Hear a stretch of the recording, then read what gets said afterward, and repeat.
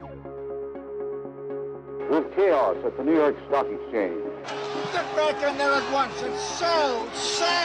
We are looking at major records for the Dow. Now is the time to buy. Well, the law of gravity hit Wall Street today. We're down by between 3 and 4.5%. The stock market is now down 21%. Because we're now down 43%. What in the world is happening on Wall Street? You gonna do something or just stand there and bleed? The whole town's gone crazy. Hello and welcome to this week's edition of the Big Money Report. I'm your host, David Booth, President and Financial Advisor at BIG Investment Services. That's BIG, Booth Investment Group. We're full-service financial advisory based out of Dover, Delaware, serving clients all across this great country. And you can read all about us at abigplan.com. That's www.abigplan.com. I like to put this show together once a week just to give you a recap of the week behind and a peek at the week and weeks to come. Trying to keep you up to speed with you and your money. And we're glad you're with us today. It is Friday, January 17th, 2025. Big shout out to all the folks who are at the Central Delaware Economic Summit this past Thursday morning. It was a pleasure being a speaker at that event. Lots of great information from what's going on. Of course, we talked about national, but then also we had the state level and local level, and everyone's killing it there in Delaware. So really impressed with what's going on. And it was a great pleasure to be part of that event. So big shout out to all those folks. We had a good time. Let's talk about the market and what's going on. Had a big move this week. Dow Jones bouncing back hard this week, up 3.7% this week. The S&P 500 up 2.9%. The NASDAQ Composite up 2.4%. And the Russell Small Cap Index up 3.9%. So big moves to the upside on all the major indices this week.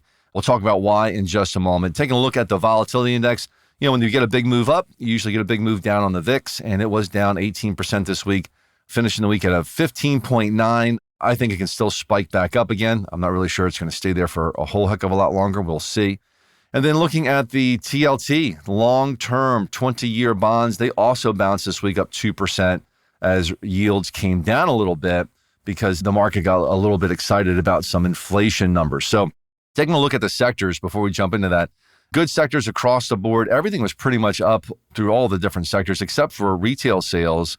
They were down just a little bit this week, and healthcare was kind of flat on the week. But everything else was up from 1 to 6%. Energy up 6.3%. It has been on fire year to date. And honestly, we are very happy to see that because we've got an extra exposure to energy this year. So it's working out very nicely already. And financials ripping higher this week. They've been really strong. Good to see that. Gold and silver. Gold up 0.4% this week. Silver was flat on the week. But let me say something about gold. Gold is looking pretty good here. It looks like it's found its footing.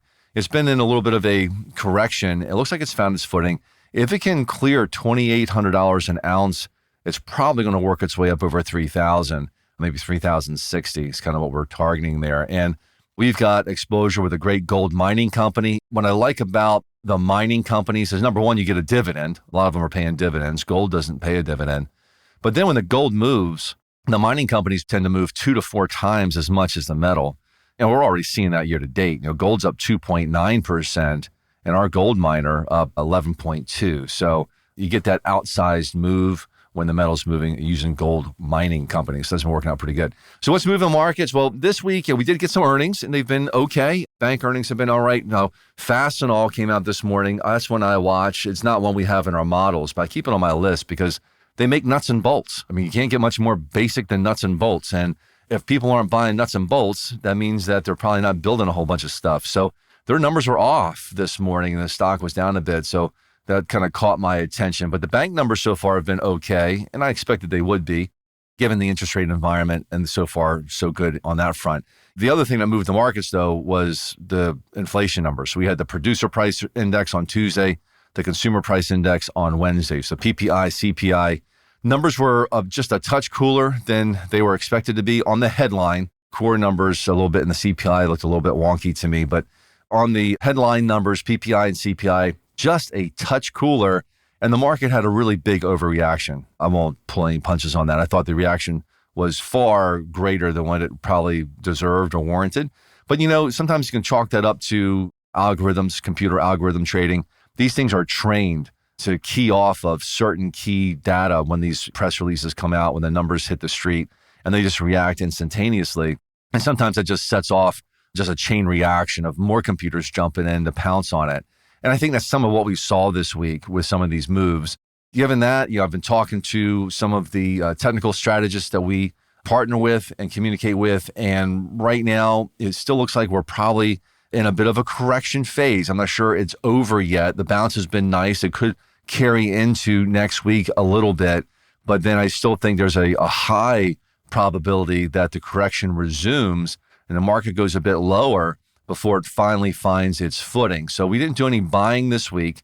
We're still sitting on some cash, and I am looking to do some more buying if the market drifts lower in the weeks to come. And I think there's a high probability that that may happen. So we'll be positioned for that.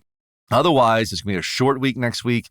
Monday's Martin Luther King Day, so it's a holiday. The markets are closed. In addition to that, it's also going to be Inauguration Day. The one thing that could move markets a bit next week could be the executive orders that come out post-inauguration. It's been said that there's a whole slew of executive orders ready to be signed and implemented, and that could shake markets up a bit depending on what's in them and what they have to say, and we won't know until they come about. So that could be a bit of a source of volatility for next week. Other than that, we've got some earnings coming out, not a whole lot that should move the market one way or the other that I can see, and very light on economic data next week, nothing major there. And the Fed, they're getting ready to enter their blackout period where they won't be talking to the press at all between now and their next meeting. I don't think there's going to be a whole lot to move markets next week except a potential executive order. So we'll see what comes out of that. But for right now, I like where we sit. Things look very good. We're still sitting on a little bit of cash. We're just off to a great start year to date. Very pleased with how we look versus the S&P, and hopefully that will continue. All right. So no need to keep you longer than necessary. So between now and next week meetings, you're thinking about your future, your long-term goals, all the things you want to do with you and your money. Maybe it's buy a Super Bowl ticket, because you need to start planning on that years in advance and invest that money and make it grow if you're going to buy a Super Bowl ticket, because those things are not cheap. Hey, maybe it's take that big trip, retire a little early. You know what your goals are. Don't just think about it. Think big. Think BIG, and I will talk to you next week. Thank you for listening to this week's edition of the Big Money Report with your host, David Booth, President and Financial Advisor at BIG Investment Services. For more information on BIG and how you can access their planning and investment management services, visit them at abigplan.com. That's abigplan.com. Or call them toll-free at 866-946-PLAN. That's 866-946-7526. The foregoing content reflects the opinions of David Booth and Booth Investment Group Incorporated and is subject to change at any time without notice. There's no guarantee that the statements, opinions, or forecasts provided herein will prove to be correct. Content provided herein is for informational purposes only and should not be used or construed as investment advice or a recommendation regarding the purchase or sale of any security. All investing involves risk, including the potential for loss of principal. There is no guarantee that any investment plan or strategy will be successful. Please consult a professional before investing.